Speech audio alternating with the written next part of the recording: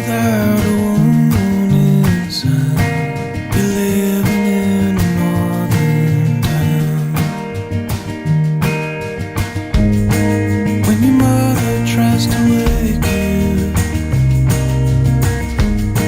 but you cannot see the light. It came without a wound inside. You're living in a northern town.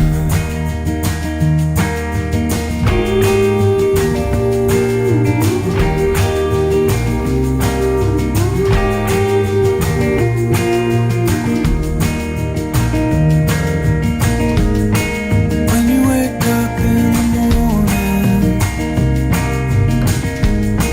what's the first thing on your mind? You came without a wound inside. You're living in a northern town. You're living in a northern town. You're living in a northern town.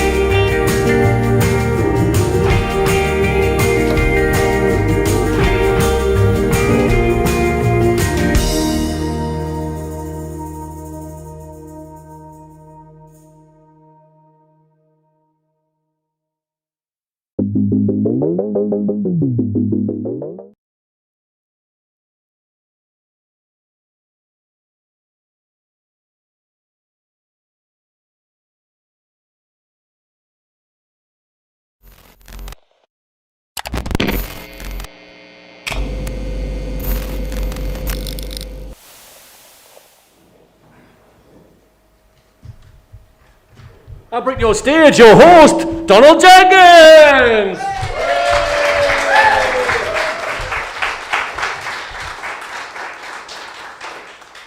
These strong coverings, like poetry, show empathy. I wear mine because you do too.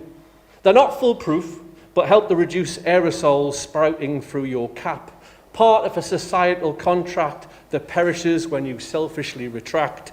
A radical act that comes across as a rasping tantrum, taking a chance on making your mum have a last gasp. Could you live with an unsavoury outcome? Anyway, I'm taking it off now. Freedom! When I say free, you say dumb! Free! Dumb. Free! Dumb! When I say free, you say you're dumb! Free! Dumb. Free! You are free to be the architects of your own demise, okay? Just respect that there are people on here who will choose to wear a mask. If you are walking around the venue, please wear a mask. But when you sat down, apparently it's okay now. Allegedly, we're all going to be all right, I think, yeah. We'll just give it a go. We'll persevere. But anyway, more importantly, we're actually back in the room for an in-person giving. So give yourself a round of applause. So this is Born Lippy, part of the Summer Streets Festival happening in Sunderland, a 3-day festival that happened across a multitude of different venues. This microphone feels really low. I'm starting to get a creaking neck just trying to reach to it. Anyway, it's a 3-day festival happening in a multitude of venues, and it's a great opportunity for us to actually get back in the room. We're also live streaming. That's why I was dawdling around on stage. So can we just say a little hello to all those people on the platforms out there? Hiya! Okay, and we want to make sure that those people at home, because they've probably been watching a million live streams, like How Boring or DJ live streams, literally just some guy twiddling a knob for 4 hours, doing nothing ever. We don't want to have that. We want to show that there's actual atmosphere in this place. So in a minute, I'm going to ask you to get go. We're going to go from a 1 chair, and we're going to go all the way to 10. And we're going to do it all in one seamless thing. So I'm going to use my hand as if I was like a composer of an orchestra. So let's go from 1 straight to 10. 3, 2, 1. I've already got one of these. I've never had one of these before. I've already broken it already, so I best go straight to that. Anyway, we're here as part of a poetry slam, okay?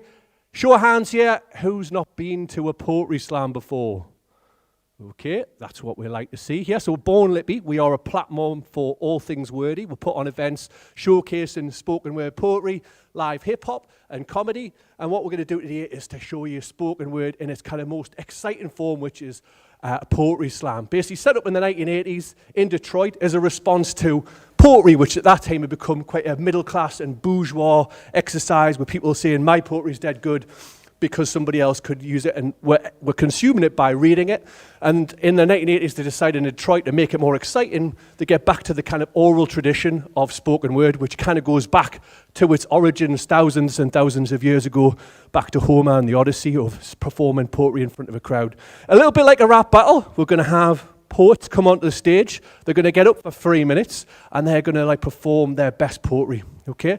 And we're going to ask members of the audience to become judges for tonight, but although they might be appointed judges, we're also going to be relying on all the people in this room to kind of give the poets the kind of response that they deserve. So if there's some words that you really like, if there's a particular kind of turn of phrase, or their performance actually blows you away, we want to hear loud applause, okay? So let's have a quick check, just to double check. We've already checked the applause, okay? But let's say, imagine that I've just come up the stage, I've done this amazing poem, I want to hear the loudest response. Let's give it up for Donald Jenkins!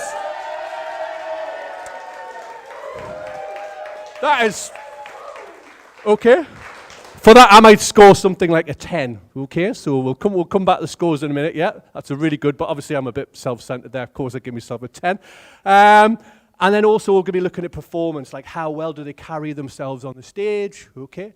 And also your response as well will be scored. But before we do all of that, what we're going to do is we're going to have some judges, okay? So anybody out there who fancies maybe helping hold up some bits of papers with numbers on them to give us a score. So be a judge for tonight, okay? I'll ask first of all in the democratic kind of way, where I'll give you a choice, okay? And then I'll slowly turn into a dictator in the next few minutes and just pick on people, okay? So anybody here who's not here with somebody who's performing tonight, okay, who fancies giving it a go as being a judge, stick your hand up. It's a dead straightforward, it's dead easy to do.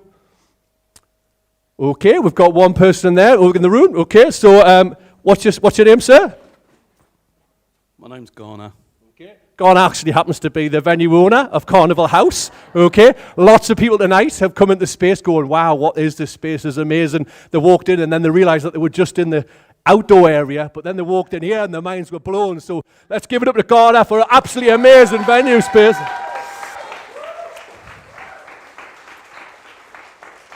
Okay. So what I'm going to do here, as I've got some scorecards or bits of paper, they're a bit dog-eared, that I've got there. I'd like to ask if you use some hand sanitizer before and after use. But anyway, what you're going to do is, at some point, a performer's going to get on the stage, they're going to say a poem, and you are going to basically give them a score out of 10. But you can use decimal points, so you could have an 8.1. Could you quickly show us an 8.1 there, please? Give us an 8.9. Give us an 8.9, because I know they're just right next to each other. Yeah, they are. Okay, so give it an 8.9, yeah? All right. And what I want you to do is, I'd like you to give me a score out of 10 for the performance, how well the person carries themselves on the stage, how they come across, their interaction with the audience, okay? So you're giving me a 9. All right, okay, that's bloody hell. Thank you very much, Garner, okay? I'll give you that backhander later. Right, somebody else who would be up for being a judge. Again, if we don't get a response, I will pick on people. Okay, picking on it is. And hello there, Holly. How are you doing? You all right? How are you doing? Okay. I'd like to make you a judge. Is that all right? Yeah? Okay, excellent. All right. What I'm going to do, next one here for you, I'd like to give you a score, okay? And what you're going to do is, if we get applause, so let's do that 10 applause again. Can we hear a 10 applause? Yes, you're giving us a 10, okay? So one thing I did mention over here, we've got Ross, who's in the corner here, from Summer Streets Festival, who's organises, Ross Millard of the Future Heads fame. And if you want to, if you just make sure that he sees the score as well, although I will be shouting it out, but he'll be the score master. Okay, so we need one more judge who's got the nice job. Can we have one more? It's like tumbleweed here. You're all a bit scared. There's somebody on the microphone. Okay, yeah, all right. Helen, is it? Yeah? And Helen, I would like you to score on the quality of the writing. How well the words that are in the poem. Okay? All right, okay.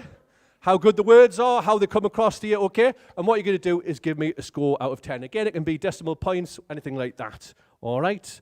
So, anyway, Jenny, I know that you've got a set later on, but do you fancy just doing a quick poem? Just one. A sacrificial one, yeah. Okay. So, basically, the way this works is, just because you're idea, I'm just been rabbiting on for ages, you might be completely clueless what we're talking about. So me and Jenny are going to do a quick sort of poem, head-to-head, whatever, a slam, and we'll just see if it all works. I'll give you an idea of how it operates. So, okay. Jenny, do you want to go first, second? I'll go first. Hey, all right. Let's give it up for Jenni Pascoe!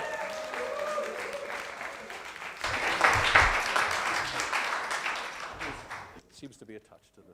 Oh, cheers. Who's the bloke from that film? Oh, you know the one I mean. He went out with that actress. I think she played the Queen. Nah, wait, no she didn't, but she did play a woman. And she was in that other film. You know, the really good one, the one where all those things happened and all that stuff went on. No, man. What's she called? I just had it. It's gone, but anyway, the actor bloke, you know, what's his name? He reminds me of the other one whose hair's a bit the same, and they're both a bit like thingamajig. Well, except that he's gone bald. I think he was in that film as well, whatever it was called. But this fella who I'm on about, he was on the telly today, and he was, well, you bugger. I forgot what I was going to say.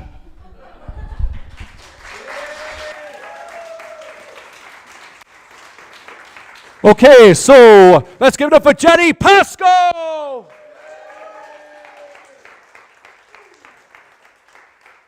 Okay, Holly, can you give us a score there, please? Out of 1 to 10, you can have decimal points on how loud you thought the cheers were. Okay. Yeah, we've got a 7 there. We've got a 7. Okay, cool. And we'll go there for performance, Garner. How did you give that? Giving that an 8. Okay. All right, again, okay, one thing is I need to establish here, this is Born Lit, we don't like dead silence here, we like to hear response. So if we hear high scores, we want to hear like a woo! Let's hear those zoos again. Okay, you get the idea. All right, and finally for the writing, Helen. Oh, did I not? Sorry. Well, that shows you where I should be rated 0.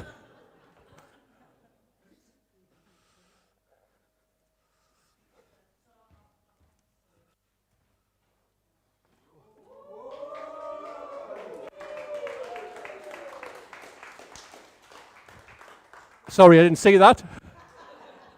Blind score, a 10. Oh, a 10. Okay, great. So, does that mean I have to do a poem myself? Bloody hell. I need a stand.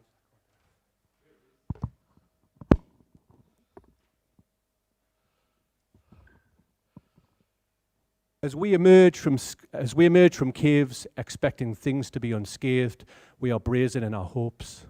We yearn to go out. But what if when we get out of here, there's nothing to go out to? We populate days and diaries wishing events to go clue with no clue of the shedding workforce.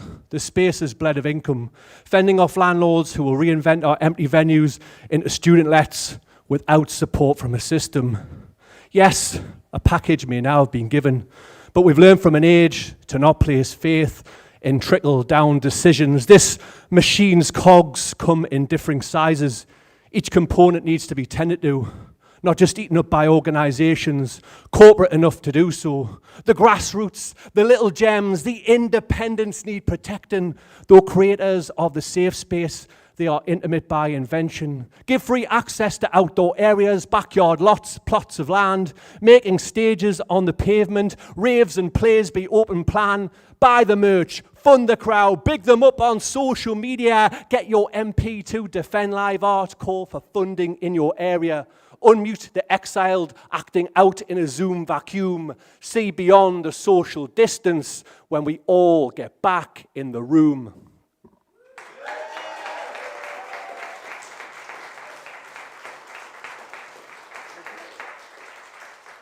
As this might sound like some muckle fucking ego trip, Jenny, do you mind doing the sort of scoring bit for this, please?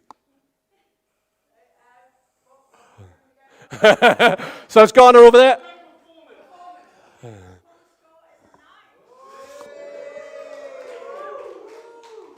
You're right, you don't have to say ooh when it comes to me.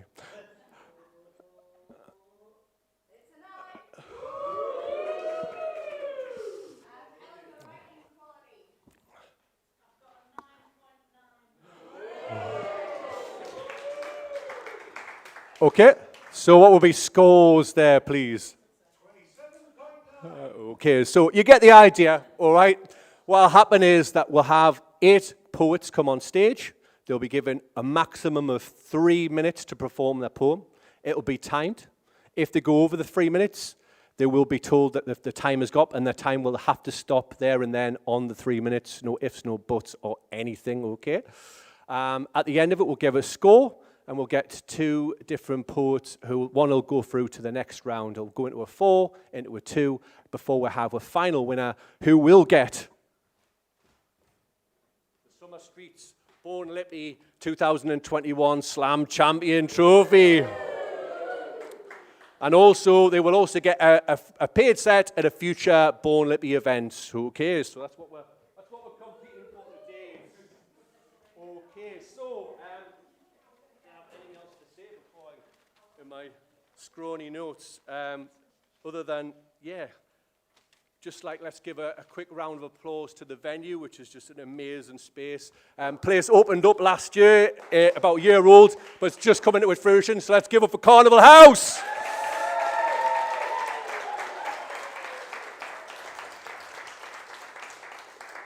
And a quick anecdote before we get into this was the downside of trying to promote this event. 3 days before the event was happened, I actually found myself banned off Facebook in an act of absolute karma. So people probably know me that I share a lot of memes, and it wasn't actually for sharing a meme, but it was actually for sharing on a friend of mine, Ben Dickinson's, shared an article about a photograph of the now infamous guy, Flair Arse guy from the thing with the flare stuck up his bum. And then I just happened to share an article with him on his thread. And the downside is I did it knowing that I was disgusted to myself because it was actually a Sun newspaper article. And karma is definitely come my way. So yeah, I had that struggle there. But thankfully, it's such a great thing that we've got so many people here tonight, considering at the very last hurdle, I wasn't able to plug this event because I'm banned off Mr. Zuckerberg's list anyway. So anyway, give yourselves all a cheer before we get into the competition.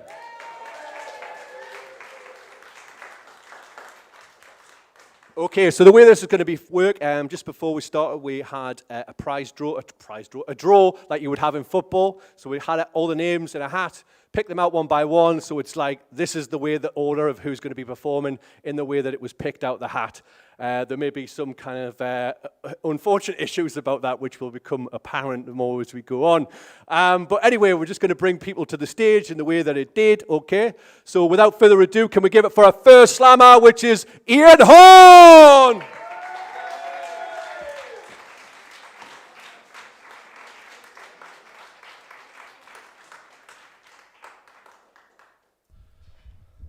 Okay, Ian, just to let you know, you've got 3 minutes from the minute that you speak into the microphone. Nice, yes. All right. Hi everybody, have you recovered from the penalty shootout at Wembley? Well, I'm sorry, but this won't be therapy either. 11 ways to avoid lending your England shirt to anybody. Number 1, warrior. May I borrow your England shirt? Look, mate, I didn't lay down my life at Trafalgar so you could wear my England shirt. 2, self-importance. May I borrow your England shirt? Unfortunately, Robert Kilroy's silk is wearing it. Some of you might not know him. Egomaniac. May I borrow your England shirt? You are not worthy. 4, suffering. May I borrow your England shirt? Look, mate, I didn't sit through 2 penalty shootouts with Germany and now Italy so you could wear my England shirt. 5, hopeless. May I borrow your England shirt? I'm dying of mad cow disease and all you talk about is my England shirt. 6, evasive. May I borrow your England shirt? Do you think I'm made of England shirts? 7, forgetful. May I borrow your England shirt? I left it hanging from the 3rd tee of the Stadio de Luz. I've practiced that. 8, kinky. May I borrow your England shirt? Only if I can make love to a footballer's wife in it. 9, obsession. May I borrow your England shirt? It already has a name on the back and I'm not prepared to change it from Harry. 10, justice. May I borrow your England shirt? Only if I can score the winner with my left arm in the World Cup final against Argentina. Imposter. May I borrow your England shirt? What's an England shirt?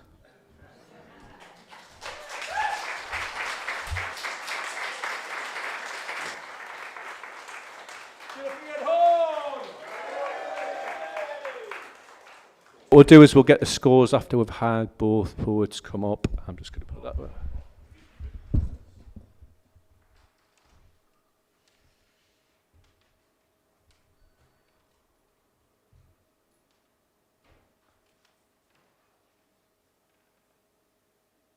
And the next performer is John Turner.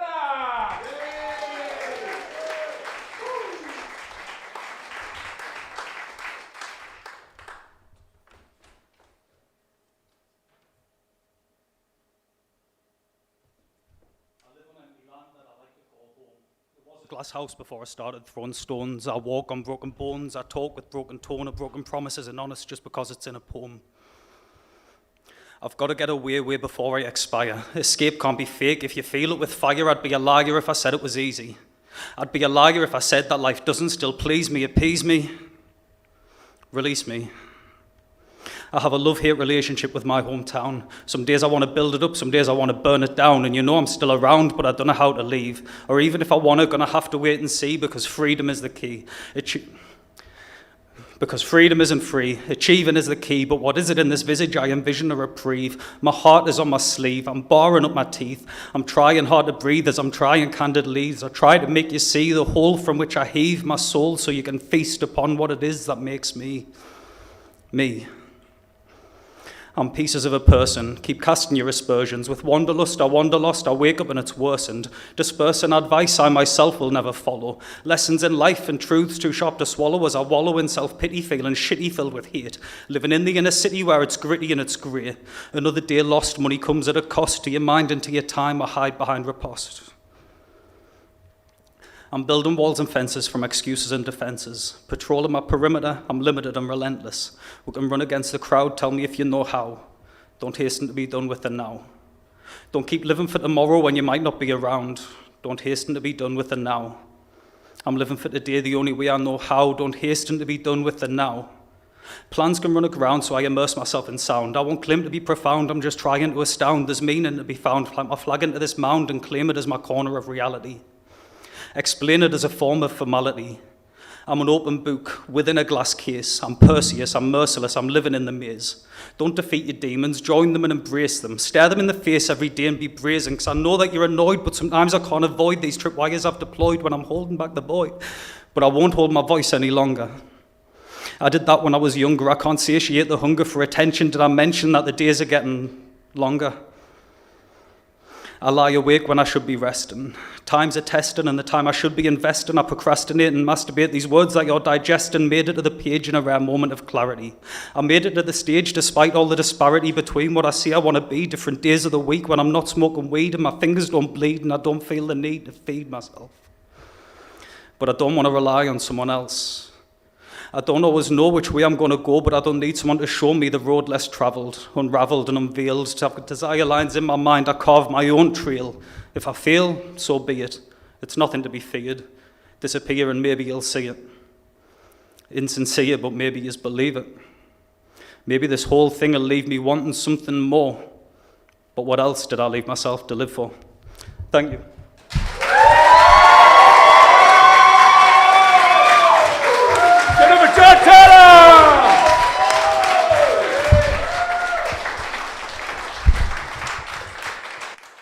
So, those applause are just being courteous. Oh, God, I can't do this. But yeah, just being courteous. I always want to be a crooner when I haven't got a wire or a manic stand. I know people like it because they want to be like a rapper, but I just kind of imagine I'm going to be like Humperdinck or something like that on stage. Anyway, Barry Manilow. I've got a nose a bit like him. Yes, so we're going to go through the performers, and when we get the cheers this time, this is the cheer that will score the audience response. So let's go for Ian Home first. Can we get a round of applause for Ian Home?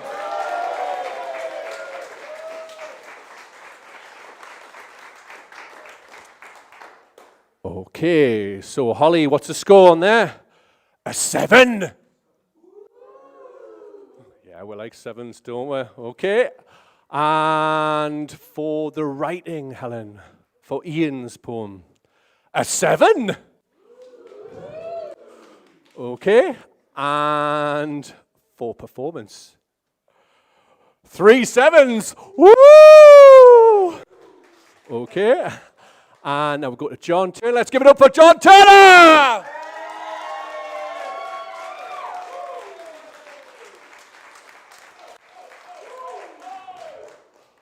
Holly? Remember, you're allowed decimal points and things like that. An 8.5! An 8 for writing. And for performance, a 10! Okay. Okay, what were scores on that? 21 for Ian Home, 26.5 for John Turner. Hey! Okay, which means that John goes through to round 2. And whilst I'm doing that, I'm seamlessly just going to talk and segue whilst I get a bit of a wipe out of here to show my risk assessment of COVID safety. I'll be doing stuff at the Globe, which is a venue over in Newcastle, for those unfamiliar with it. And they've actually got like sort of 7 or 8 microphones, or as many as I want, basically, whilst they're performing. And that sounds like a great idea, but it does become a bit like wire getting. And you've just kind of like, by the end of it, you're kind of sort of like, this is your microphone. So it's quite nice just to be back having a couple of microphones on stage. But anyway, so, says a little bit about my limp hands. Right, so our next performer on stage. Can we have a round of applause for B. Stevens?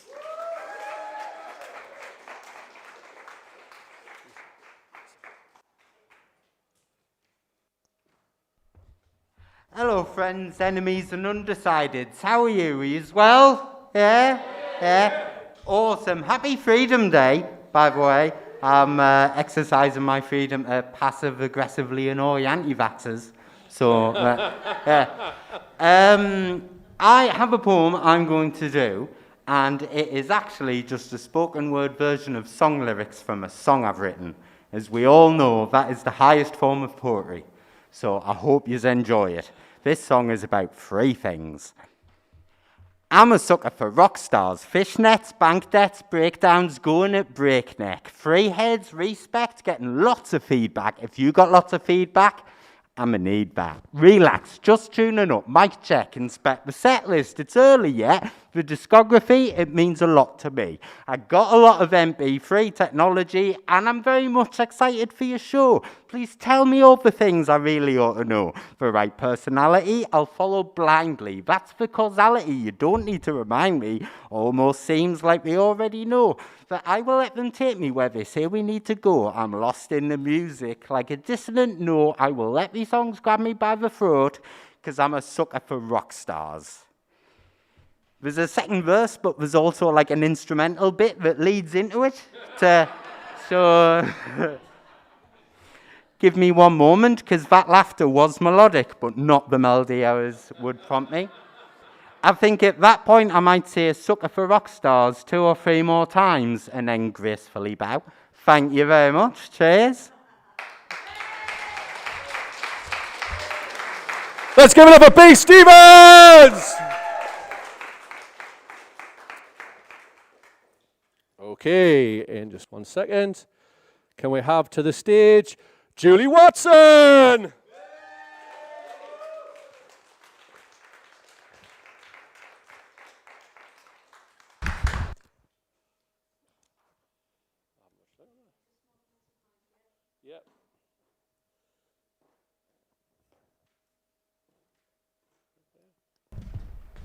Thank you. Ugh.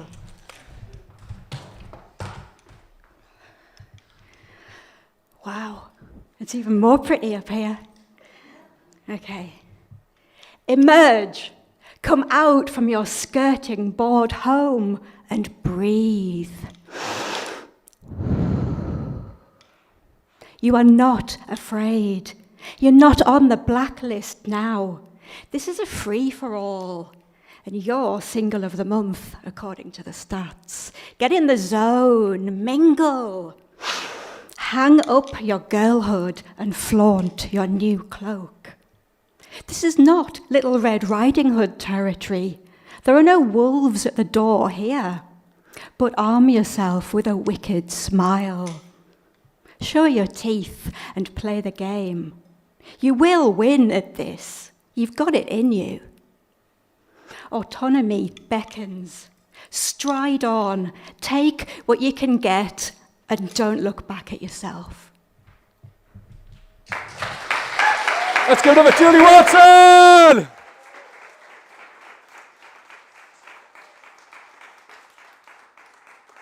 Okay, we're going to do scores. We're going to do a reverse order this time. So let's give a response on Julie's poem for performance. Person who's just walked up the stage. It's an 8!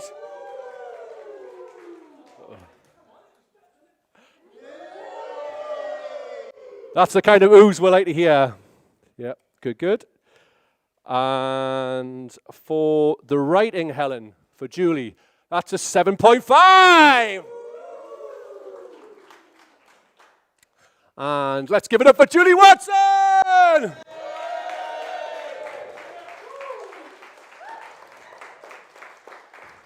What does your clap opposite say? It's a 7. Ooh. Okay. And for, let's give it up for, we'll go again for B. Stevens for performance.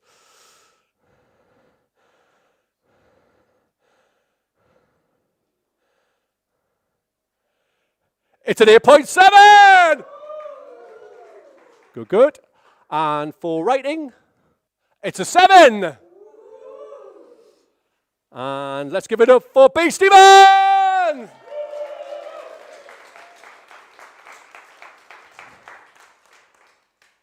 It's a 7!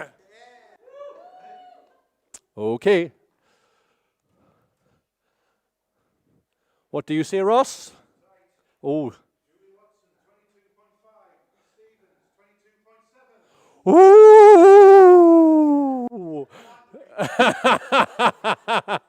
Okay, so we're going straight to the next one. I'm going to, again, going to anti-vac for a second. Anti-vac, that's not right, is it? Vac, not anti-vac. Get on my wipes, basically, yeah. What your mum used to do when you were a bed. You've got a little bit of mop there. Get rid of that COVID. That's foolproof. Okay, so next up for the third set of poets for round one, let's give it the stage for, I'm just making sure, because this person comes under many synonyms, like my good self as well, that I have actually written it down right. Francis Holm!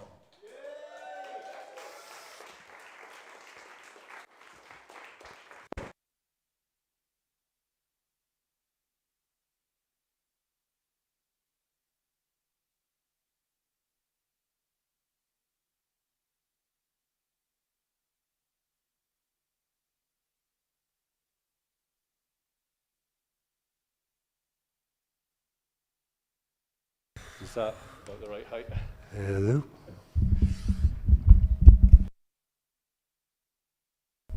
This is a day's track from the point of view of an alabaster bust that I look like. When I were granite, I gobbled grain like a gannet, but now I'm alabaster millstone. I'm wheat and you're chaff. You've all the class and gravitas of a gravel drive. You do languish in the garden centre, stranded amidst the water features. You're your own albatross, milestone to my progress because I'm alabaster.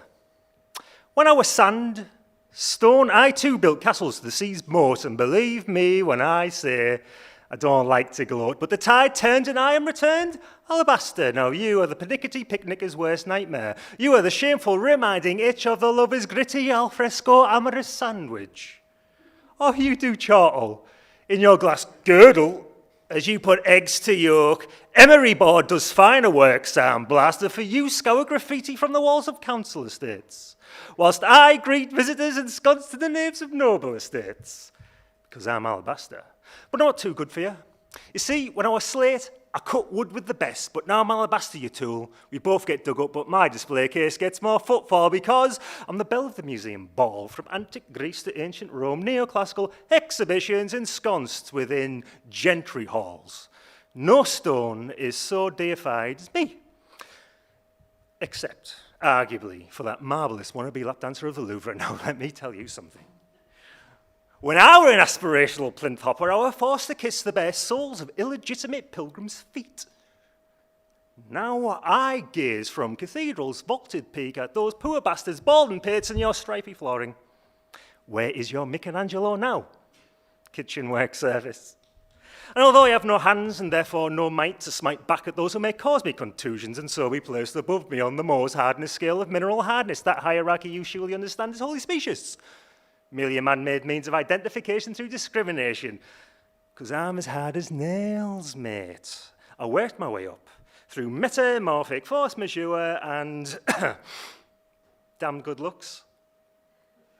And you can call it Deus Ex Machina, or strategy applied. One cannot deny that I have arrived. Although it's all for naught, isn't it, in the final analysis? For aren't we all destined to be one part of that final post-apocalyptical, recombobulated cosmic molten gloop? And yet, I reached the apogee, and you were pulp. And this is the way the bourgeoisie go. Establish the limits, set up the goals, so the house always wins. I didn't make the rules. I just cashed in.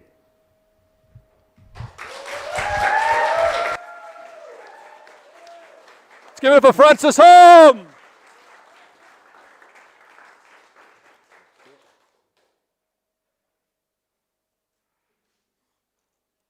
Precarious is my middle name.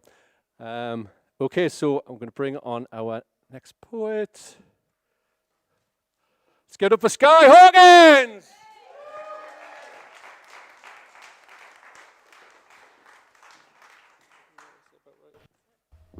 Cool. Okay. So I've just changed my whole set. Right. This was wrote 14 years ago, and it's called Single Parent Rant Rap. And I wrote this when I was really pissed off. Life's great when you're sponging off the state. You don't have a job, so you're labelled a disgrace. You don't contribute to the economy or pay any taxes. You're just like those refugees who claim on false pretences. You see the way I see it? A single parent's a full-time job. Just because I don't contribute, don't you disregard what I feel emotionally to a child who needs his mammy? Aren't I contributing to the needs of a family? I refuse to accept I'm a parasite of society, like Margaret Thatcher stated in her rule of insanity. She tried to fuck the unions and those poor bastard miners, but she won't fuck me with her poxy one-liners. So don't you marginalise me and put me in this box and tell me I should be grateful for me bloody lot. Yes, me child's 10, I could get a job, that's fair, but the problem that I have, I can't afford the childcare. So I've gone to university to make our futures better, but me debts are mounting up. And you still help me with your letter. You haven't paid for that, and you haven't paid for this. Jesus Christ, people! Shall I pay you when I piss? You see, when I was little, I had this big dream. Kids, roses, a cottage by a stream, but me bubble's been burst by this capitalist regime. It's the inequalities that lie within. It's you that's obscene. So life's great when you're sponging off the state.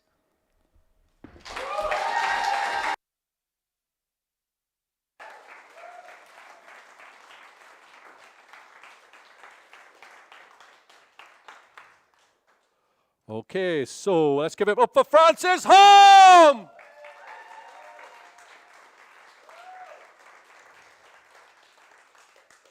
Score there? It's a 7.5! Thank you. Okay. We'll go here for performance for Francis Home, the first poet who was on. Got an 8! Okay, and for writing, Helen, it's a 9. Okay, we'll go to Skye Hawkins. Let's give it up for Skye Hawkins!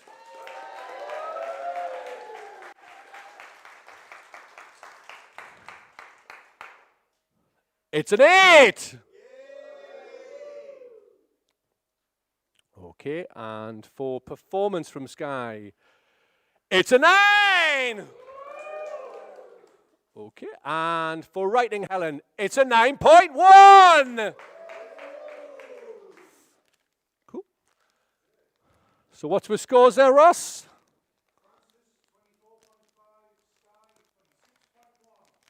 Ooh! Okay.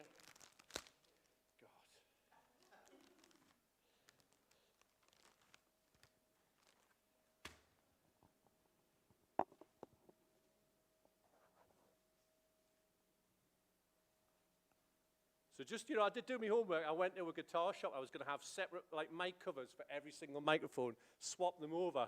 And the guy goes, it'll still get through, It'll still get through. He goes, you better off with Dettel, gone down to Poundland. Swear, it'll sort out. So If anyone does die, it's his fault, not mine. Okay, so we have kind of like a first, but not a first. So this next competition or head-to-head between the next two poets has happened one time before. It's something called the Great Northern Slam, which is an event that happens at Northern Stage in Newcastle a couple of years ago, where there was two poets who happened to be going out with each other. Okay, but this time we have a wife and a husband and wife going head to head in the last round. This has been completely innocent. This wasn't set up in any kind of way. We had a democratic draw out of a hat, and it just so happened that these names got picked out, okay? So I'm going to go down with the name that came out of the hat first, okay? And I'd like you to give a round of applause for Stephen May!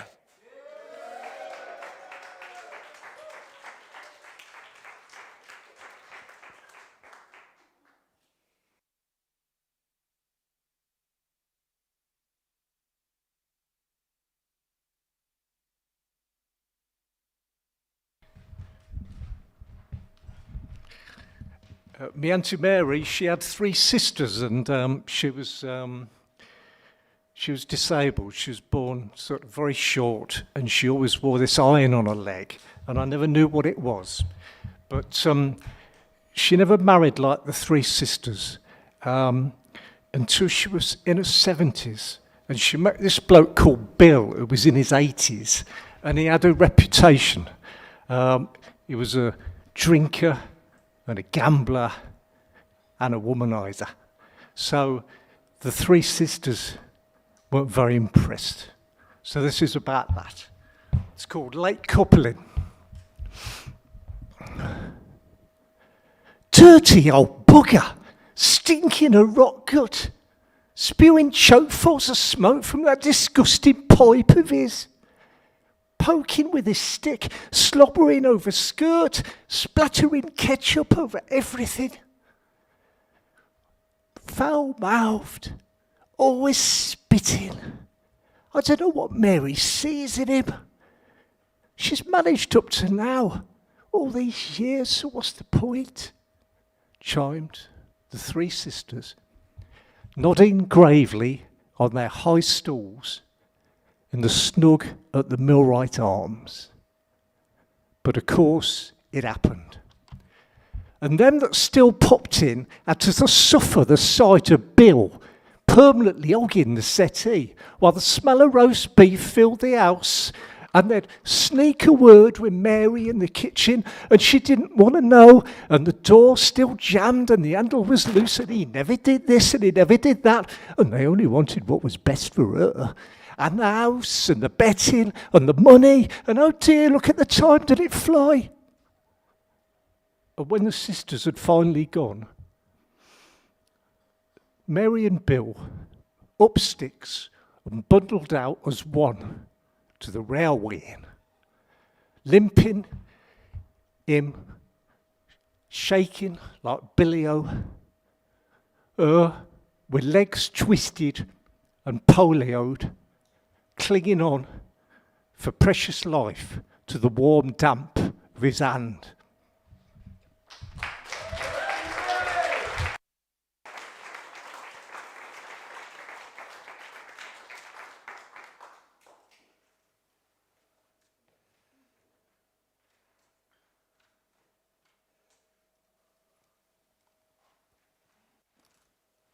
Okay, can we give a round of applause for Pauline May?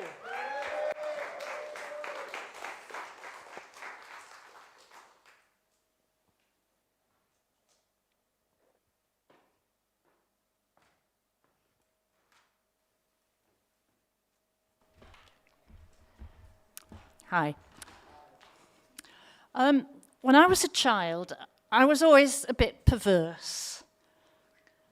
And now I still like, sometimes, being downright awkward. This one's called Faux Pas. I have done that which I ought not to have done. I have farted in the maiden aunt sitting room of decorum. I have not been interested enough in the photos of your grandchildren. I have checked the smartphone of compulsion much, much too much. I have worn the socks from hell, the sandals of hope. I have been impolite to the boar from the land of tedium. I have pointed out to the tall person that they are tall. I have eaten all I possibly can from the all-you-can-eat buffet and asked for a doggy bag. I have used a bidet as the water fountain of puzzlement. I have secretly wiped a bogey on the tablecloth of coziness. And yes, I have pissed in the swimming pool of life. Thank you.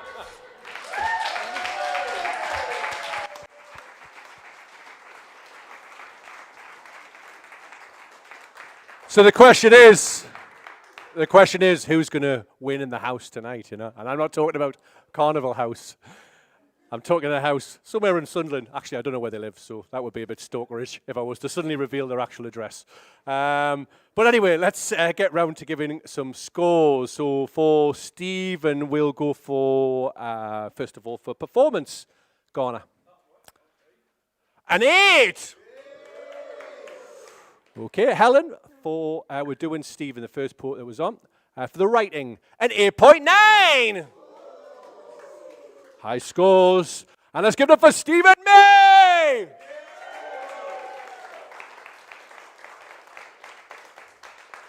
It's a 7.5!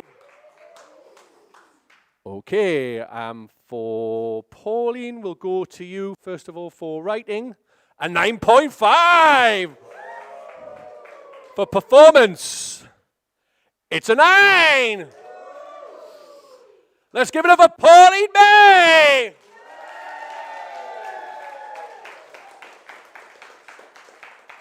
It's an 8! Ooh, that's going to be an interesting conversation at the dinner table.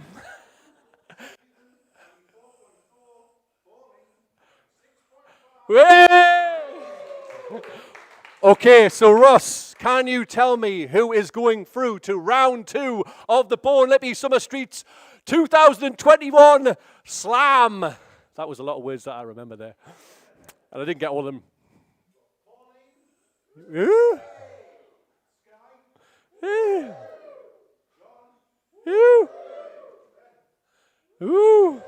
Okay, so folks, it's getting hot in here. I'm not going to ask you to take off your clothes, but you can go outside and actually cool out, buy a drink, support the venue, make yourself feel at home in this lush space, meet people, have a conversation, do all the shit that we haven't been able to do for the last 15 months. We'll be back in 20 minutes. Enjoy yourself!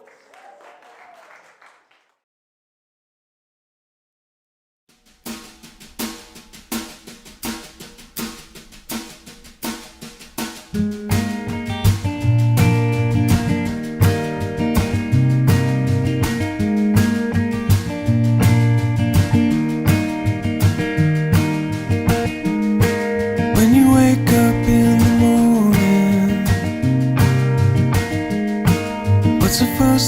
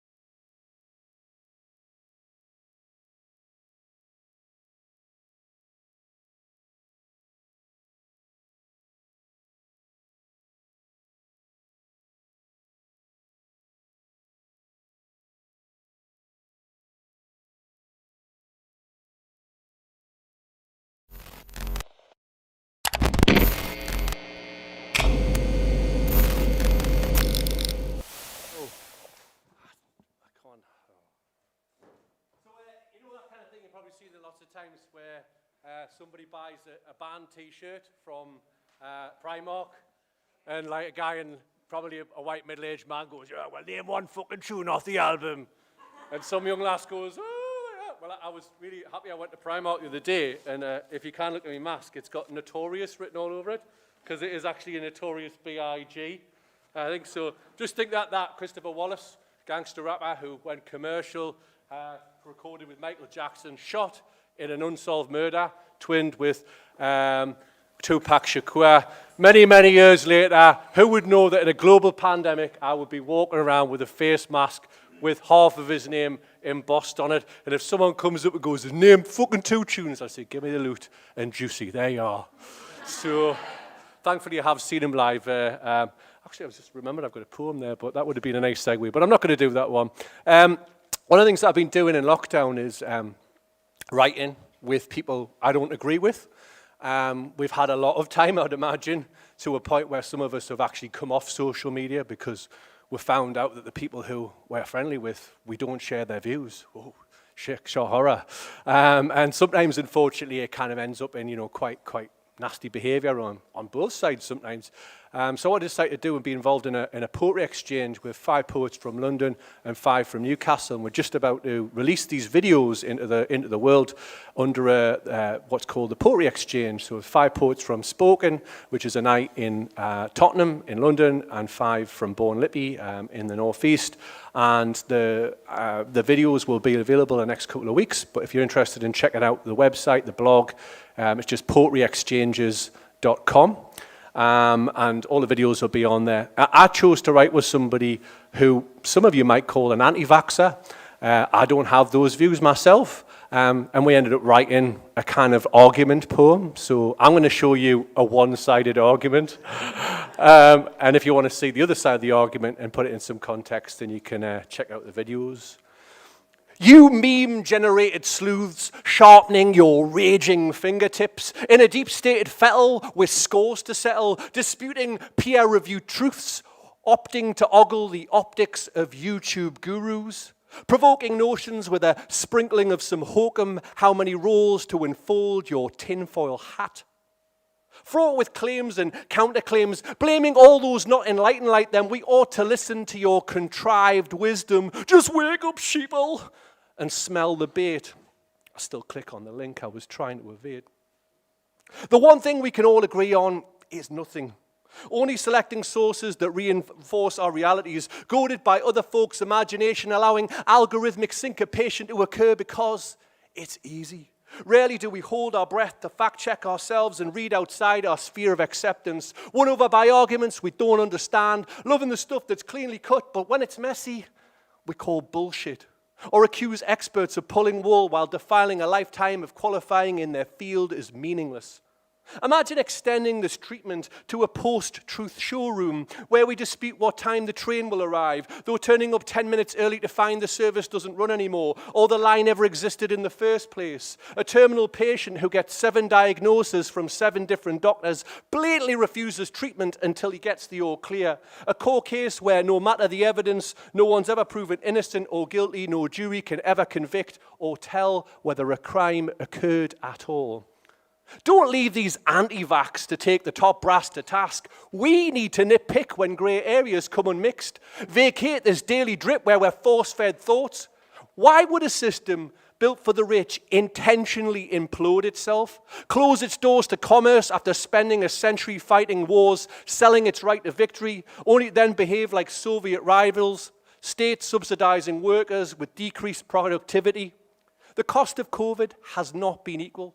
2/3 of the deceased have been disabled. People of colour twice as likely to have died from the virus, lest we forget the surplus people. While you refuted the magnitude, beds were filling up with the dead. As they passed on alone without their loved ones next to them, nurses felt the dread as their makeshift mourners in wards where governments had cut till there were no corners left. And instead of uncovering the news, instead of covering the truth, fake news was their accomplice to added confusion, masking incompetence, cover-ups and the ruse of conning us to clap, whilst they happy slapped our NHS in the interest of the 1%. We're better off riddled with cynicism than die defying any conspiracy. The real heretics have no track record or trace of humanity, left to give their best friends our billions without tendering. Behind every suffering, there's opportunity. As we increase the speed of misinformation, the distance between us grows further. A perforation has occurred, yet we seem unperturbed by our incessant need to rip more.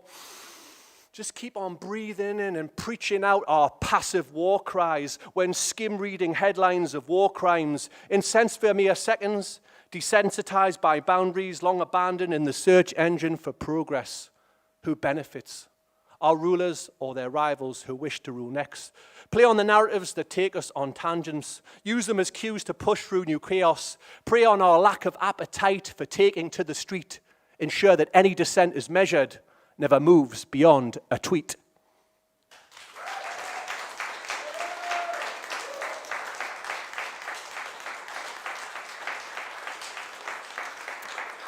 So before we bring on our special headline poet for tonight, just wanted to kind of remind you of this space.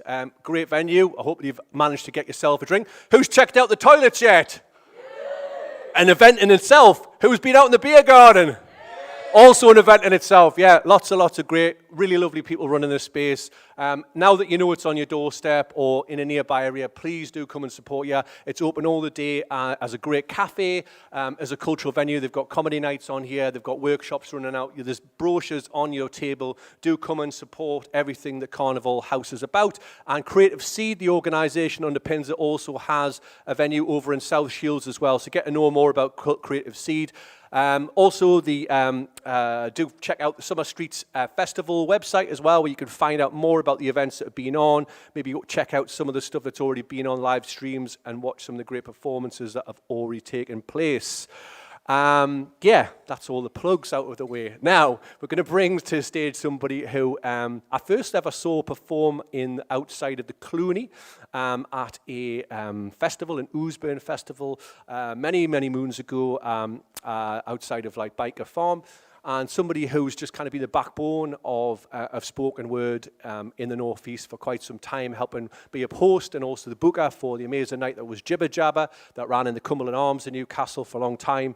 And somebody who is a proper street poet who kind of, managed to always bring a smile to my face. You've seen her earlier on. She's the Bard of Bensham. This is her first proper big gig since we've had this whole period over. So let's give an extra special round of applause for Jenni Pascoe!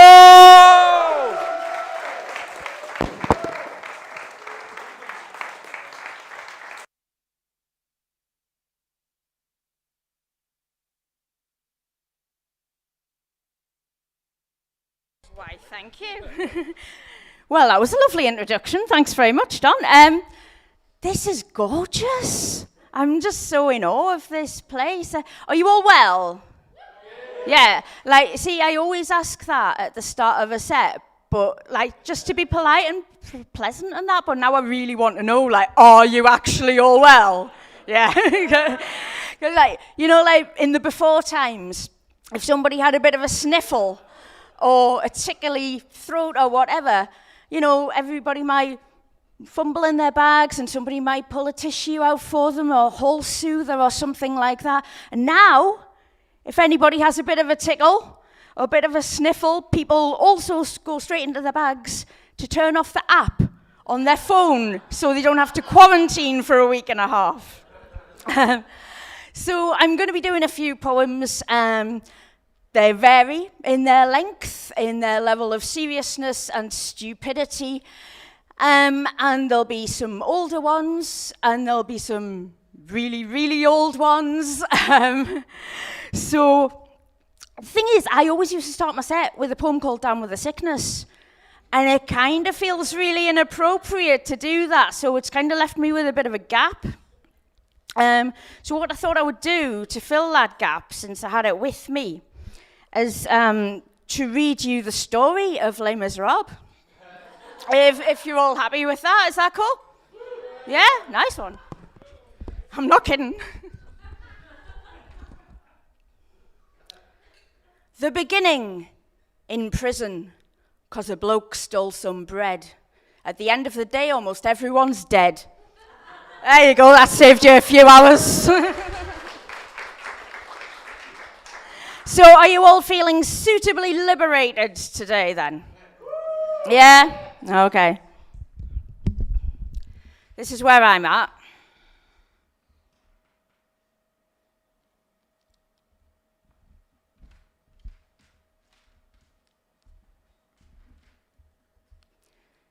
I can bide my time like a stealthy tiger, pouncing only when the time is right, knowing that to move too soon could be a fruitless endeavor. I will wait while grass grows tall around me, patiently keeping my target in sight, ready to strike when danger has passed. This hunger will not last forever.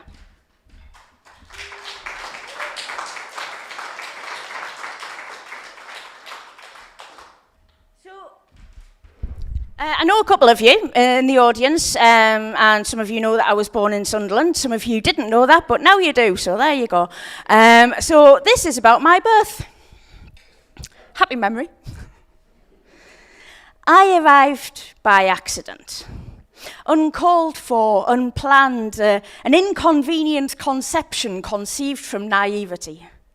A jaundiced, undersized infant in matching yellow, oversized baby grow, clinging to my newfound life. I did not stir or cry. Determined to survive, I held my energy for what might lie ahead. Stubbornly, I continued to defy death and vowed never to be early again. Thank you. Cheers.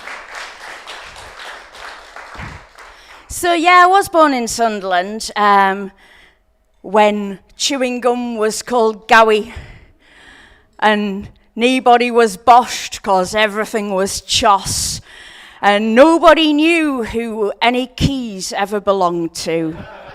And I mainly grew up in Washington, but as I got older, I started coming through here a lot more often for reasons like this one. When I was a young'un, I went to a nightclub called Pizzazz. Woo!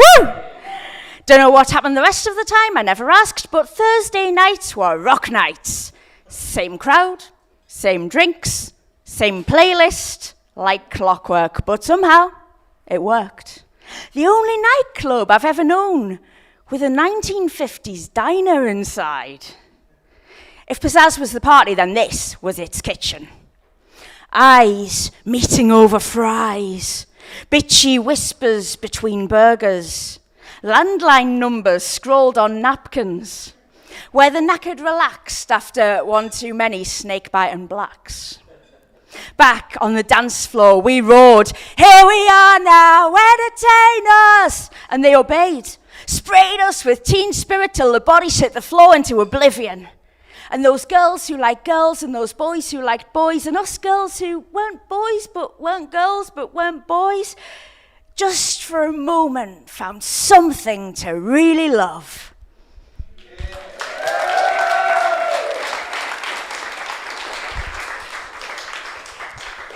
Cheers. So from a very, very happy memory to, unfortunately, an unhappy one. So several years ago, it was the anniversary of Martin Luther King's Dream speech, and I was at an event for that.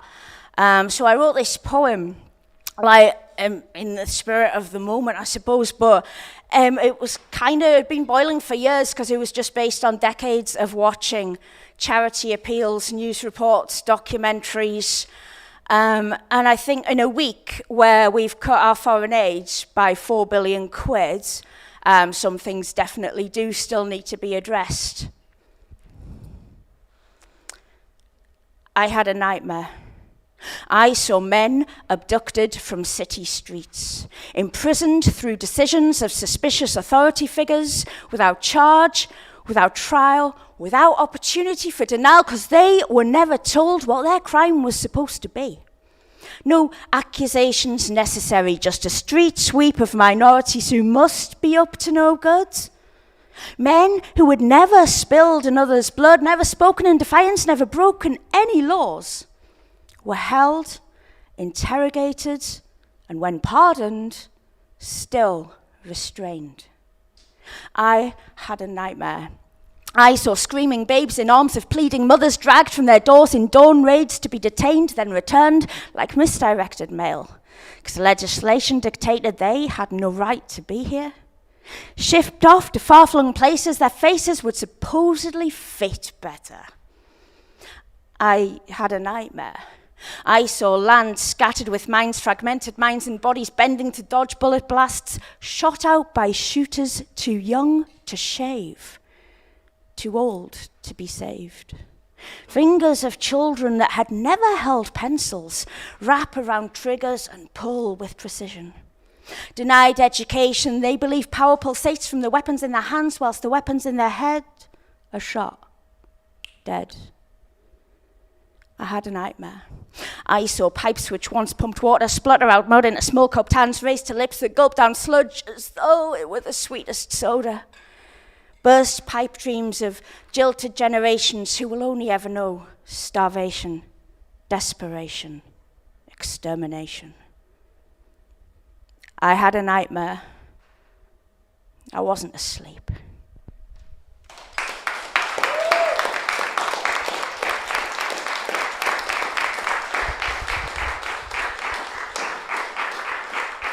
I ask him why he's a Tory. He says he believes in our great meritocracy, tells me I'm the one with the blind ideology. Says, hey, just be patient. These things always trickle down. And I said, aye, mate, is that why people at the bottom always drown?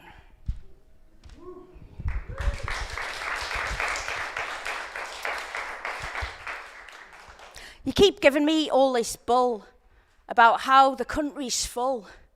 I've been to the country, mate. There was a fuck ton of empty space. A lot of sheep, though.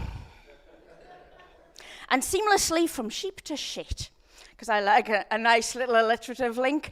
This poem is called A Shit Poem for a Shit Day, Grr. When you lick your Rizzler the wrong way up, and your backy falls in your coffee cup, and the whole thing spills all over your lighter. Take two, when you roll the damn thing too tight, and you get your tablet, and it sticks to your lips, and you burn your twatting fingertips, and the poem you wrote about it doesn't scan properly, and there isn't a rhyme for that line, probably. Syntax reversing you are like Yoda speaking, and your bastard pen's leaking.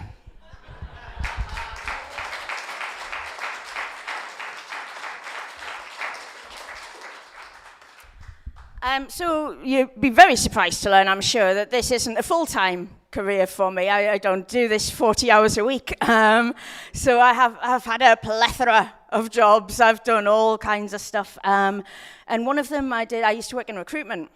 And it was always really entertaining because we got so many CVs and cover letters in who had lost a fight with autocorrect on the way into the office. So I thought I would write my own cover letter. Dead sire or madman, I am writhing to you as I would like to apply for the vacation you decently posted on time. I have expedience in costumer service, excrement communication skulls, and my attention to derail is fanatic. I also have an enchanted DFS certificate, and I'm assailable to start intimately. Thank you for your consecration. Yours, Penny Jazzco.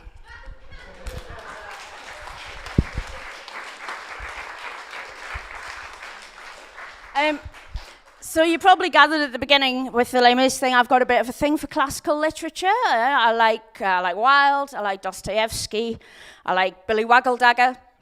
I'm quite a fan of Dickens. Are there any Charles Dickens fans in the room? Yeah? Like, you know, on Amazon, where it says people who like this might also like this sort of thing. I'm pretty sure there is a crossover here. The people who said they like Dickens, do you also like early 90s band The Shaman? Yeah? Yeah? So I do. I am the middle of that Venn diagram. So I thought, I wonder what would have happened if they'd met and collaborated. So this is going to be that. There is a bit of potential audience participation in it, but I'm not going to tell you what to do because I'm not your mum. So I'm assuming when that bit happens, you're just going to sort of know. So this is Dickens versus the Shaman. There's a guy in a place got a very grim face and he goes by the name of Ebenezer Scrooge. Eternally despised, he's such a greedy miser, he's abrupt, he's corrupt and he's usually rude. He's unkind, unrefined, he'll chill you to your spine. Something of a swine and always in a mood. If you know Easer, he's a penny pinching geezer, he's such a mean Scrooge, he's Ebenezer Scrooge. Can't tell quite how old he is, but nonetheless he's odious. And when he circulates among the people in the place, he scowls at the crowds and gives the locals phobias with looks of dread that pass around from face to face to face. Counts his money forwards, counts his money backwards. Easer is a geezer who loves to be quids in. His purse is overspilling, but he still won't give a shilling, not even to Bob Cratchit and his poor son Tiny Tim. He's a Scrooge, he's a Scrooge. He's a Scrooge, he's a Scrooge. He's a Scrooge, he's a Scrooge. Has anybody got any lira? Lovely.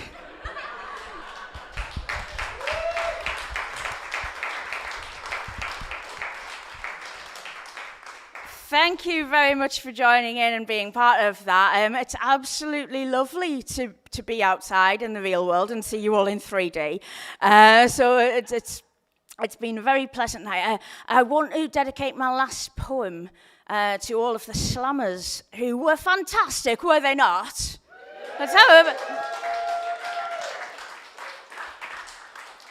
So, slammers, this one's for you.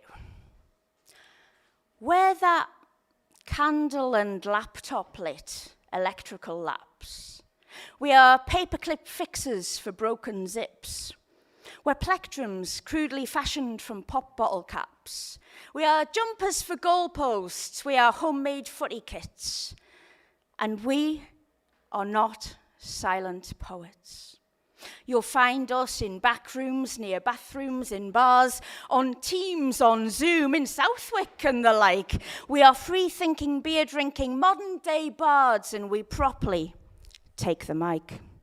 No, we are not silent poets. Our love of paper does not make us stationary. With hearts full of fire and arms full of dictionaries, we write the wrongs of this world. When our pens run dry, we'll sharpen our pencils. We'll spray paint our stanzas in Banksy-style stencils. When our crayons are broken and our pencils are blunt, we will etch into mountains. Boris Johnson's a controversial man.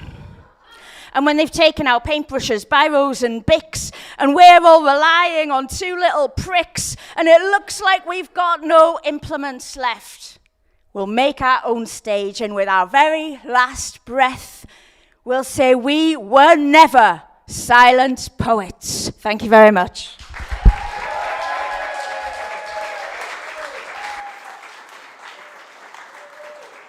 Let's give it up for Jenni Pascoe! Amazing. Still outstanding. You never think they haven't been on a stage for 15 months. Yeah, something else I forgot to plug before is if you are wanting a drink, because it is pretty hot in here, just stick your hand up and a member of staff will come and get you drinks so you don't have to go out, because we like a bit of decorum, okay? You might want to hold up because you might be on the microphone in a not too long, okay? Anyway, who liked the first round of the slams? Okay, are you ready for round two? Okay, so here we had another draw before, okay? So I'm going to bring the stage as they were pulled out of there. So first on the stage, we have John Turner.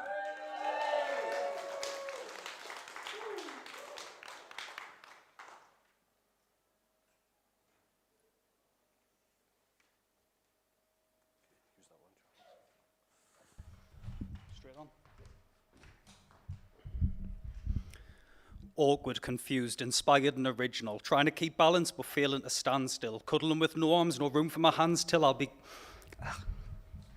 Sorry, I need water.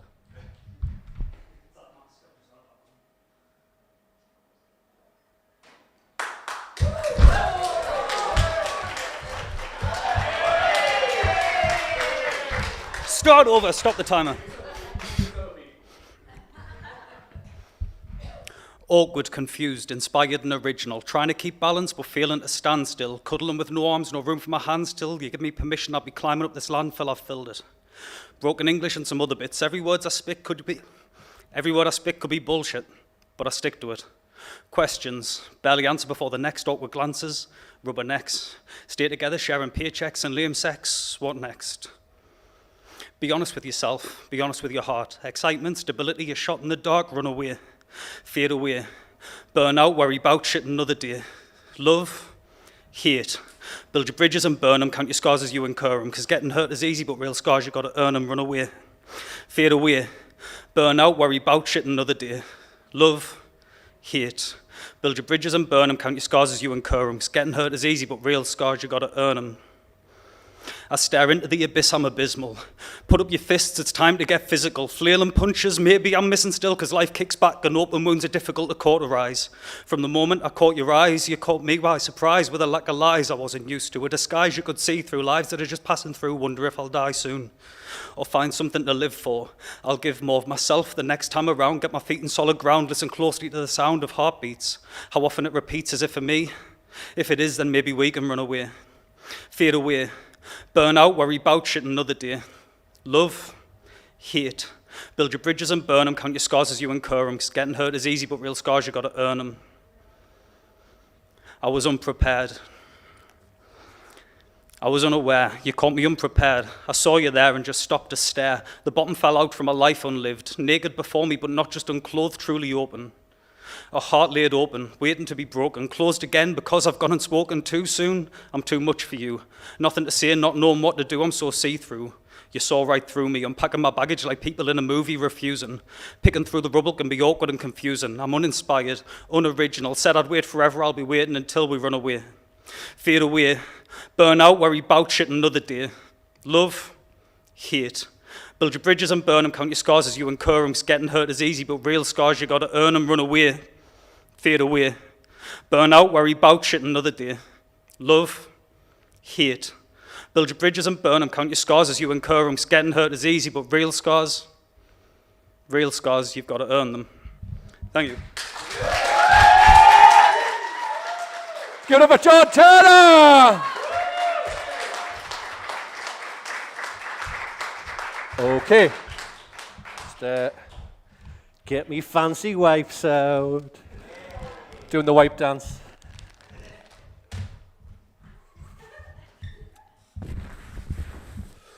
Okay, can the next state bring to the stage? Can we have Pauline May?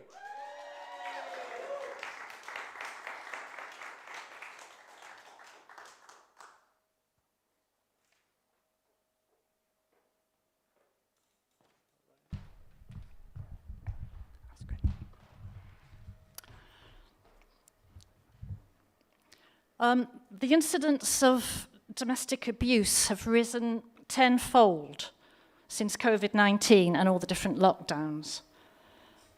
In more than one of the primary schools I worked at in Sunderland, we had families from the local women's refuges. And I really admired those women who'd taken that first step of reclaiming their lives. This poem's called Domestic Noose. Hear me in the lies I tell the baby to get him down for his nap. Hear me in the hard, non-stop dripping of the kitchen cold tap. Hear me walking on eggshells across this creaking hell. Hear me smoothing on foundation to cover up the whelps.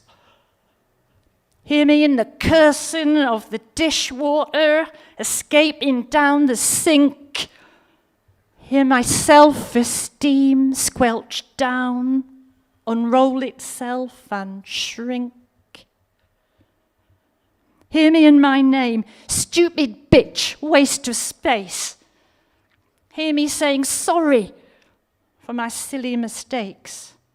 Hear me in my sigh of relief when he's gone from the flat, a solitary echo, all my friendships smashed.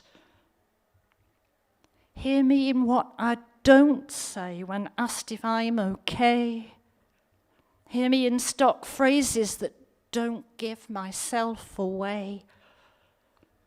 Hear me in the damson thunder swell of a bruise. Hear me in the creak of hope tomorrow will improve. Hear my favourite music, those tender love songs. Hear me in the silence when I bite my tongue. Thank you. Let's give it up for Pauline May!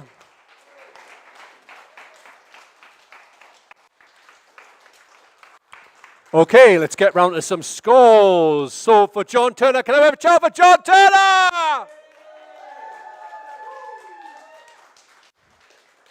Holly, what's the scores on the doors? It's a 9! Ooh, you've all gone a bit lame with your oohs in the meantime. You've all been out when you've had a cigarette, you've lost the back of your throat. Okay, so let's get some oohs on. That was a 9! That's the kind of oohs we want to hear around here at Bourne Lippy Summer Street Slam. So, for performance corner.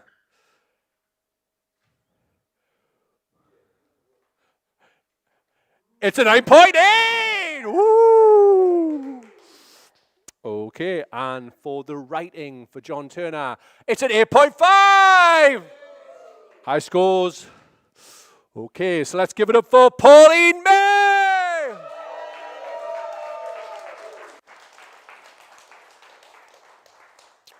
It's a 9.1!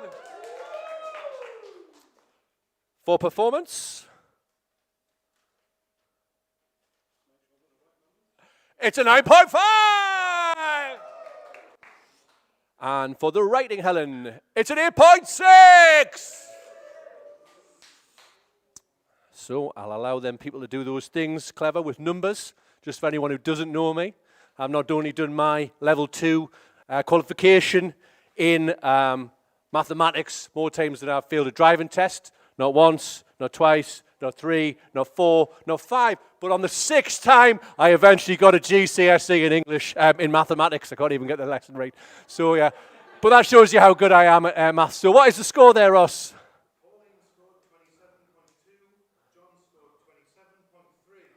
Ooh, tight. Okay. As I've just kicked the wipes off the stage.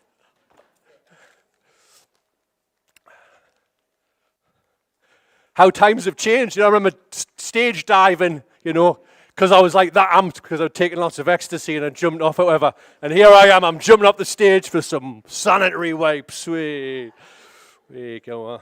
That'll sort, yeah. Good as gold. Not a sniff of COVID. Right, so next who we've got on. Okay, and this is the order it was pulled out. Come up to the stage. Skye Hawkins!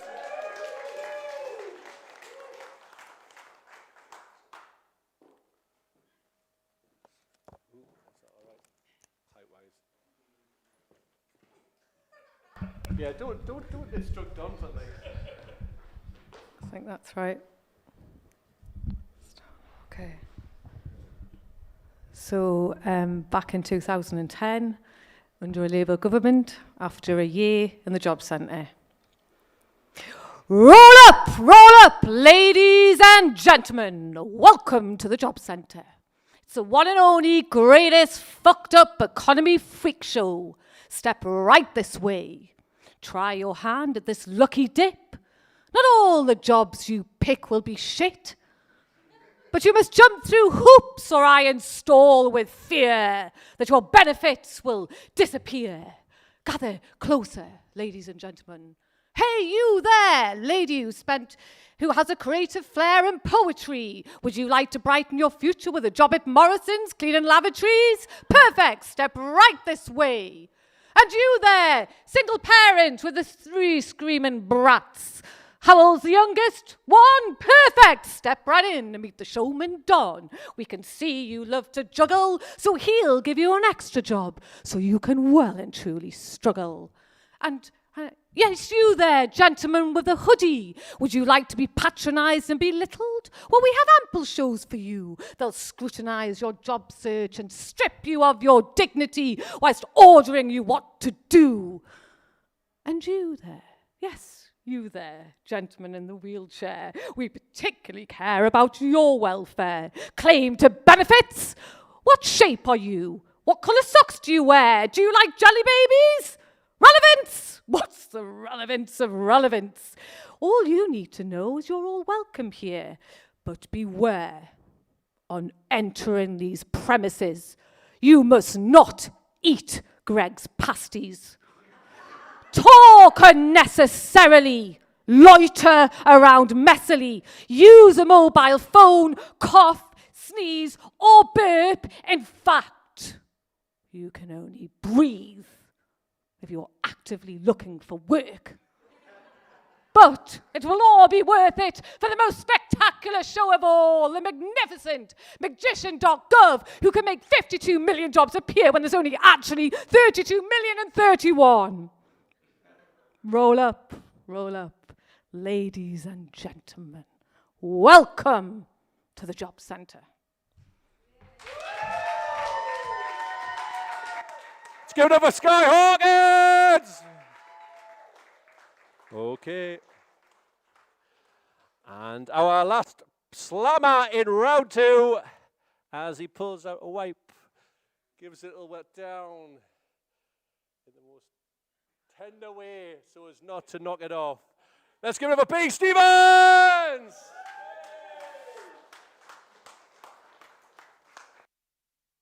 Hello, I'm still B. Stevens. Are you still good and all of that? Do I need to repeat the banter? And do it again. It's memorised. It's all good. I've decided not to wear the mask because it's Freedom Day, and this is a passive-aggressive action at the anti-vaxxers who keep calling me a hypocrite. Like, you know, probably. This song, with it being lockdown and we've all been put away and stuff, I've been writing a lot of unrealistic power fantasy stuff, and this is about being able to keep my house really tidy.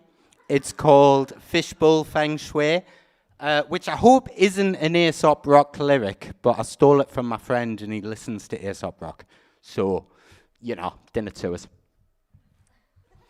I've got the routine, I've got the poutine, I've got the nicotine, the Netflix, and the nude scene. I've got the t-shirts that make you see a good t-shirt. I've got the remedies for days when I'm too alert. I collect converts, I provide coattails, I inspect converse, and I fill boat sails. Toenails are trim.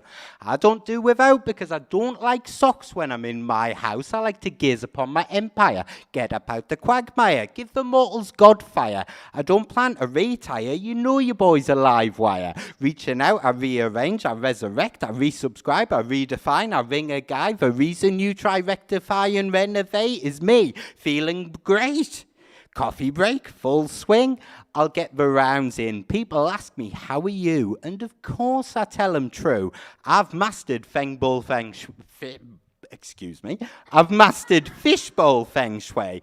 Calendars now make my day, hey. You wouldn't have it any other way. I take the path, I pave the way. I know you hear whatever they all say, but I've cracked the code, no practice mode. Get a load of my abode. You can be my lucky client. I can crush a life into a diamond because I've mastered, no, because I save the day with fishbowl feng shui.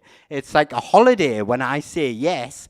I get to work and it's no problem because all I see before me, I can bend it to my whim. All must kneel before me in this castle. I am a king. It's these two hands that carve this land and all the beauty and aesthetic that's awaiting you within. It's meticulous, like it took all night, ridiculous, done right. So if you come a cropper of a cataclysm, want someone to listen to you wishing your abode was up to code, like it needs its own hero, then you're good thing I'm here to let you know I saved the day with fishbowl feng shui. It's like a holiday whenever I say yes, thank you. I get that work, it's no problem, I get it done. Speaking of done, that is my poem. Thank you very much. Cheers. Give it up for B. Stevens! I'm going to do it in reverse order. Can I have writing here, please, Helen? For Skye Hawkins, for the writing of her poem. Can you give me a score, please? It's an 8.6! Thank you, Garner, for being the only person who really gives us a woo, you know. Let not them be an only wooer, okay, on his own, okay? So let's an 8.6! That's what we like to hear in here. Okay, and for the performance, Garner. It's a 10! Ooh, a first 10 of the show. And let's give it a for Skye Hawkins!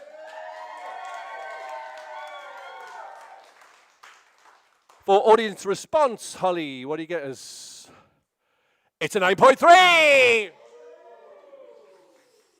Okay, so Helen, have you managed to unfuddle there the paper? For writing for B. Stevens, what you got? You've got an 8.4!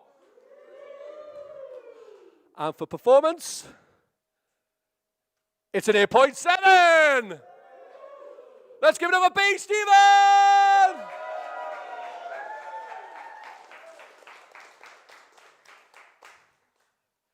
It's a 9.4!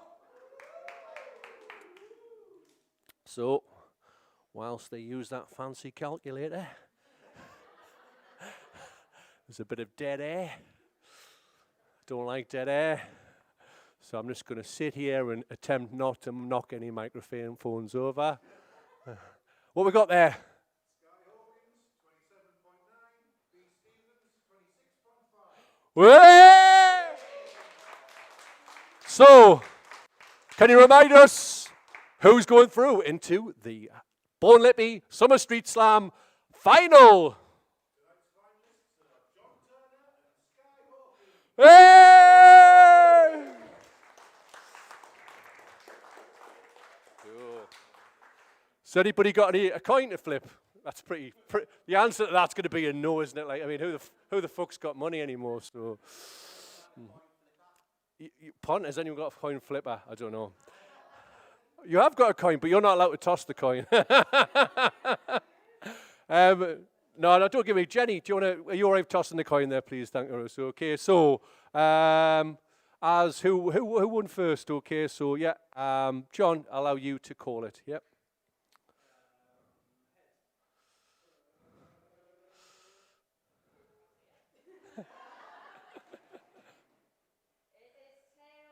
Tails. So, Skye, you can choose whether you want to go first or second. Getting out the way. All right.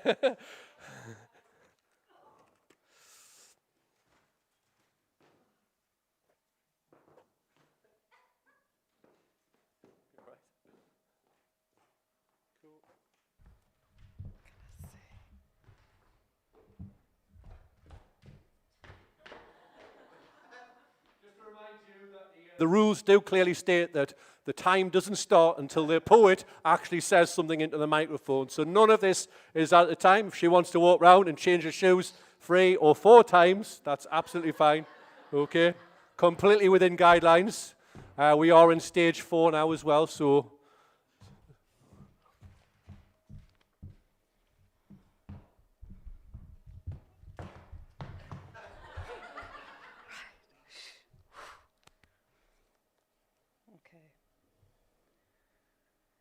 This was wrote in response to an exhibition called Unfinished Business with the British Library about the history of women's kind of protest.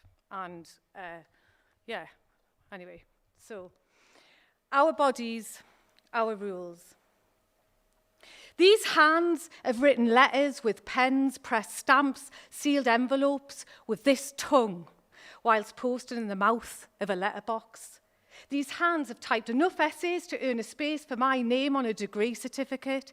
These hands have held back people to protect others from attacks, held strangers to soften the harshness of government policies, held books whilst eyes absorbed words. They say reading is knowledge, and knowledge is power. These hands have stroked dogs and cats and horses and pigeons and rats, filled hot water bottles, changed car tyres, and this nose smells flowers.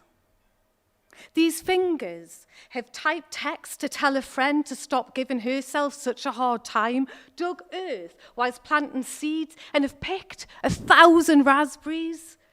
These hands have strummed guitars, banged on drums, glided over piano keys, held a face between their palm, whilst these lips kissed each eyelid closed.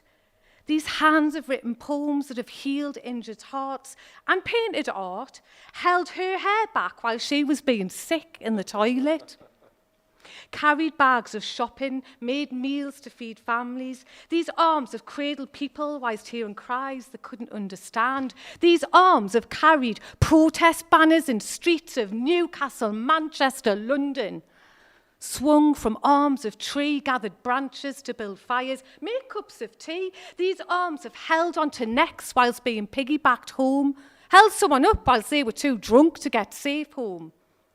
These legs have danced through streets in high heels and still dream of being a ballerina.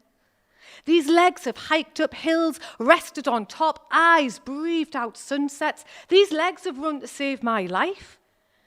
These feet have skipped over stepping stones, played hopscotch in dirty back lanes, and these lips have smiled at strangers on the metro and the tube. These legs have walked and walked and walked to people and places and for peace. 6 miles along Druridge Bay back in the 80s to protest nuclear power. These legs have done ridiculous things like spin classes, swum naked in rivers, dangled off the edge of piers, stepped on and off Greyhound buses. These legs have wrapped themselves around his back to hold him close, to let him know it's him they trust. And this womb makes humans. These eyes and ears work together, shared untold stories. This brain shapes data, more impressive than any computer.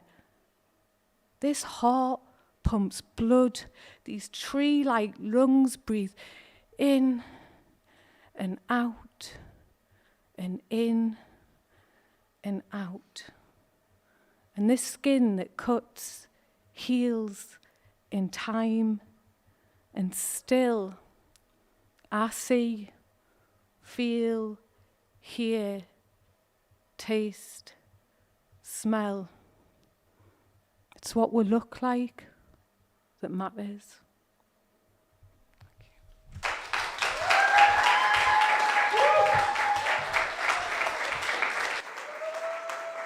Let's give it up for Skye Hawkins!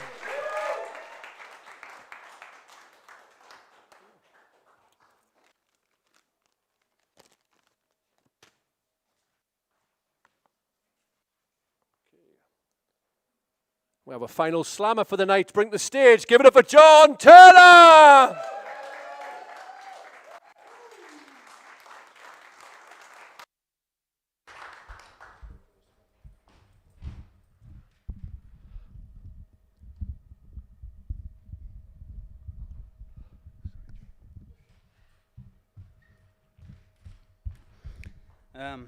So this last one, I get a little anxious when I do perform it, or that one time I performed it. So I've got it on my phone just in case I don't bugger it up for you. But I might seem like a pretty together person now, but I wasn't always. And I used to have to rely on the government for help, you know, or try to. Doesn't work. So this is my open letter to the DWP. It was in response to bad news I got from them. Dear DWP, this is me.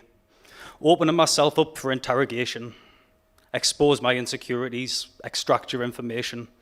Just try not to insult me when I make my declaration. What about my medication? I don't take it when I should. I swear I want to be better, but my routine's not so good. And I want my clothes to fit me, but I forget that I need food. And I'm trying hard to smile more, but I'm rarely in the mood. I hide behind narcotics, seek harmony in my head. I rarely sleep more than 4 hours, but I can waste a day in bed. And I'm trying to get outside more, but it fills me with dread. Stop telling me about my depression and maybe try listening instead. My anxiety is rising, but that doesn't make me weak. I just have to take deep breaths before I speak. Yes, I still punch walls, and I know that that's self-harm, but it all just gets a bit too much, and I completely lose my calm. And I've tried out meditation, but I don't sit still for long. You keep telling me I could learn to, but actually, you're wrong. I live with ADHD. I can't just switch it off. Take the time to understand it, and you might not sit and scoff. It's not just what the naughty kids at school use as their excuse. Just take a look at the prevalence of substance misuse. Educational attainment, fucking job retention, and I'm sorry if you're uncomfortable, but I'm going to have to mention just how many times I've tried suicide. Or how my impulsive behavior put me in situations where I should have died. So I'm taking my meds quite seldom, trying to balance my mental health, because when I take them too often, I can start to lose myself. But you don't really listen, because you've got that box to tick. I don't want to live on medication, so that means that I'm not sick, and you take away the help that I needed to get by. I fight the familiar urge to disappear and get high, because I'm tired of rock bottom, and I'm tired of starting again, but you kick away my crutches when I feel I'm on the mend, and you've set back my recovery by God knows how many months. But I should have seen it coming. You horrible Tory cunt.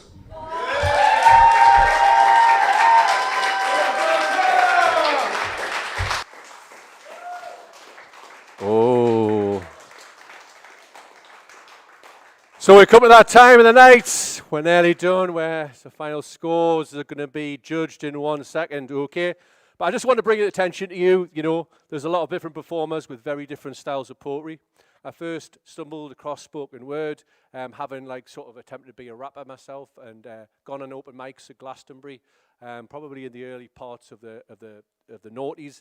And I first went to a spoken word night advised to us by a member of a kind of group called the Poetry Vandals, based up in Newcastle, and went to a night called New Word Order. And when I got there, I was kind of blown away by the sheer diversity and range of different styles of poetry. Everybody has their own journey point that they got involved in this. So I hope we've seen a real kind of variety of different performers tonight. And it does take guts to get up here, regardless if you're doing it off the top of your head or if you're reading off paper, off your phone, or whatever. So let's just give a big round of applause for all the slammers tonight.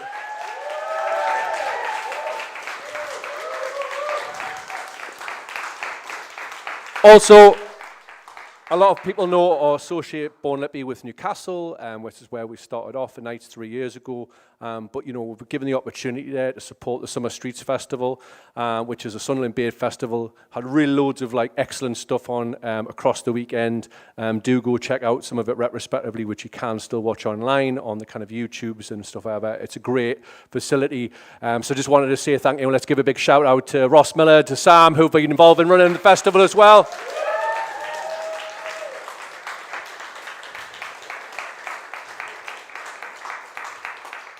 And I know I've already hyped them up loads of times already, but it is an amazing space. I was asked by Ross, you know, what kind of space we wanted to use to put on the Born Lippy Slam, and he suggested this venue, Carnival House, which I didn't know, never heard of it before, like I would imagine some of the people in this room. And then when I was told that the person who was running it was a guy called Garner, I said, that's where I want to do it. So Garner used to be run a club many years ago, first kind of jungle night, drum and bass night I ever went to, in Rockshots in Newcastle back in the 90s. We've only ever bumped into each other a few times since then, you know, and we haven't really seen each other in 15 years. So it's been a pleasure, and also to Claire who runs this place. So let's give it up for Carnival House and to Garner. Okay. Do support Creative Seed. Look at the flyers, the things on your table, and do support the work that Creative Seed does and Carnival House here as well. Great new space in Sunderland, as well as many good venues that are opening up. Anyway, yes, let's get back to the nitty-gritty of the actual final. Okay, so we're going to go to our two finalists, who were Skye Hawkins and John Turner. Skye performed first, so we'll give it up for, let's give it a round of applause for Skye Hawkins!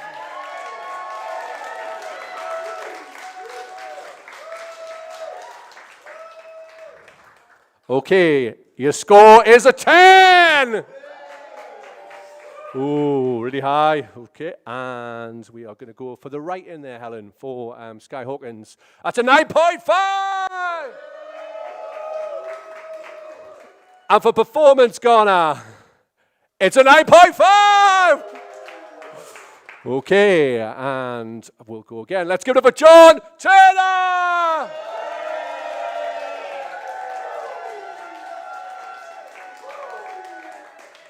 It's also a 10. Okay, and for the writing of the poem, it's a 10.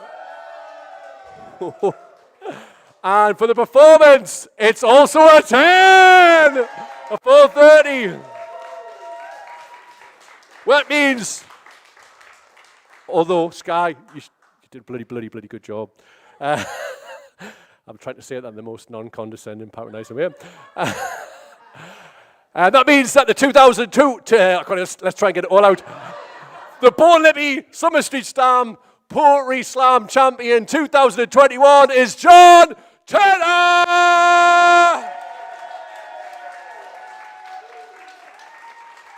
Can we get John to the stage, please?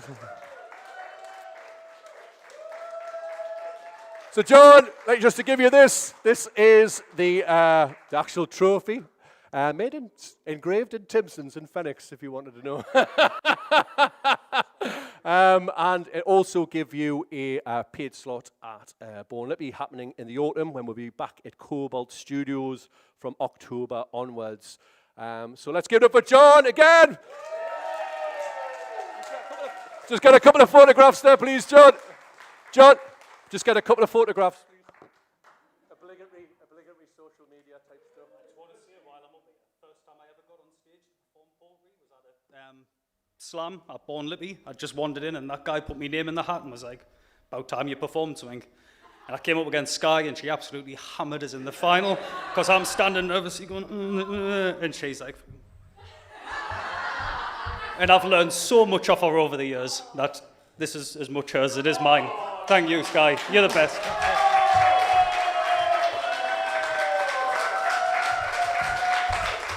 But now it's time for revenge. Anyway, let's give another round of applause also to Skye Hawkins. To John Turner. Final plugs before we go tonight. If you do like to check us out, we do tend to be at the other river, the Tyne, but we are returning next week on Saturday at the Globe, which is a venue just next to the arena. There's an all-day event, which happens to have like a variety of different bands on. And around about 4 o'clock, Born Lippy is going to be doing an hour of sort of spoken word. If you want to check it out, do check on the Globe's website for full details of that. Jenni will be performing, as will a few other poets as well, so do come and check it out. We'll be returning to Alphabetti Theatre in September for something called Born Lippy Unplugged, where we've got like 3 MCs and a xylophone. Where we take rappers and we put them with like unusual instruments, so xylophone and guitar, and we've got like a Reality from Sunderland, who's a great rapper, also Ken Masters, and Drop Dead Fred. So do check that out. And the other final thing is, if in Lindisfarne Festival, anyone not aware of it, Born Lippy is running a stage there on the 3rd of September. We've got My Sticky, we've got Neanderthal Bard, we've got Imogen Sterling, we've got loads of different stuff on, variety of spoken word, comedy, and hip-hop as well. So do come and support us. Find us on social media, on all platforms, on Born Lippy NE. Do check out summerstreets.com, creativeseed.com.co.uk. I'm not quite sure, one of those. Anyway, you have been great. Thank you very much. Do come and support us. Hopefully see you back in Sunderland soon. Have a good night!